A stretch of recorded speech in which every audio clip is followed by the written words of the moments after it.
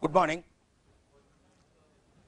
Finance is a backbone of any business as well as an individual.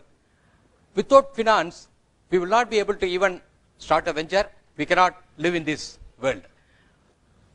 As finance, when we say, we just think that it's all numbers, balance sheet, profit and loss account, cash flow, and all those things. But what it conveys, and why the corporates are preparing all this information, and who are all looking for the numbers, who are all the stakeholders. If we look at it, as an individual also, we are more concerned about our own finance. Today's environment, everyone will be having at least one credit card, one debit card, at least one. So when you buy some item, you just charge, just sign, or just enter, draw money. If you don't pay it on time, what the credit card companies are doing, how you are going to plan your payment. If you are not paying on time, the interest is going to be so high, you are going to get into trap. Same thing case with the business. Any business when you start, unless the company is planning what is their long-term requirement, what is their short-term requirement, working capital, how they are going to manage. All these informations you will be able to get only from the financial statement. That is why financial statements are required. Based on the financial statement, we will be able to evaluate what is the business competitive position, to what extent their market share is there, to what extent they are having growth, whether they are having a sustainable growth, sustainability for the short term, long term, how they are going to do it. Based on interpretation, the management, the investors can also analyze whether the company can grow in what area, what are the growth opportunities, if they grow, what will be the profitability. Without profit, no one wants to grow or even stay in the business. Under decision making, whether to divert the funds to some other business, which product, which market, which sector, which segment is giving the profitability. So all these informations, the purpose is periodical review. The management presents it. When we say the management presents it, there should be some background we have to work out. Whoever is preparing, they will be having their own assumptions, their own presumptions. For what purpose they are preparing the statement, it will be there. That's why the audit and all those things are today's environment. There is an internal audit, internal control system, the external statutory audit, and the cost audit and management audit, including central excise customs. So many people are involving audit. So today, based on even the income tax report, the central excise people are able to get checking what is the turnover, based on the turnover whether the company has paid the central excise. So today, when the companies are following SAP or Oracle, any ERP packages, one statement is linked to other. Of course, same like Satyam, if someone wants to manipulate, it has to be done in a consistent and systematic way, or else things will come out. Application of accounting techniques, for example, depreciation. I can provide the depreciation on some percentage, others can provide on some percentage and different methods. But of course, income tax allows certain methods and the company law allows certain methods, but the company for its own preparation can follow any system. Inventory valuation. How we are going to value the inventory, whether it is on purchase price or it's today's price or weighted average, all those things give some assumptions wherein we have to get the information from the notes and from the auditor's report, so that we will be able to analyze what are the assumptions the company has made.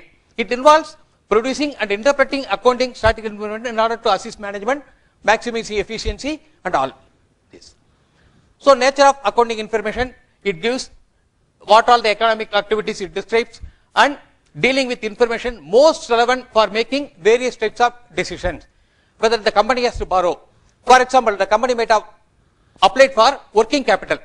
The bankers will be able to analyze whether the company will be able to get revenue in the short term. Revenue in the sense, the profit is different from revenue. The profit is different from cash flow. Unless the company is having the cash flow, they may not be able to repay to the bankers or the investor.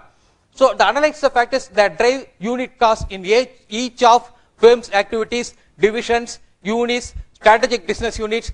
Whatever you have studied in strategic management, the strategic business units is more important. The division segmental profit is very important.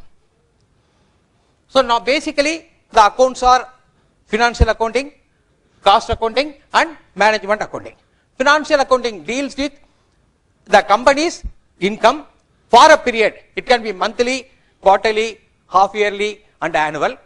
What happens in the past? What is its income and what is its expenses and what it stands as of today on the assets and the liabilities. All those things are classified into different segments. What is the company's operating income, non-operating income, investment income, those things are classified. Same way the expenses. What is its variable expenses? What are its fixed expenses? Which expenses will be semi-variable? So what are all the things, even if the company doesn't operate, it has to incur. Those classification will be done. On the other hand, the cost accounting deals with how much it will cost to produce a product instead of what did it cost. Today the environment is very competitive. For example, today you can buy a laptop for 25,000. After 6 months, what will be its price? The advanced technology, advanced model you can get for the same price. The present model price will be going down. So in this competitive environment, the company, how they are going to price? Today the selling price is fixed. It is going down. It is fixed by the market forces, the competitors and the buyers and the demand. On the other hand, the profit is also fixed by the investor. The shareholders require dividend. The investor requires interest, whether it's a long term or short term. Profit also fixed. Only cost is a variable. So on the cost only, the company, the business people has to manage and how to reduce the cost. The term target costing will be able to provide the business people how, in what area they can reduce the cost. So management accounting takes into account all these aspects and provide the company to formulate the strategy, planning and control, decision making and how efficiently they have to use the resources.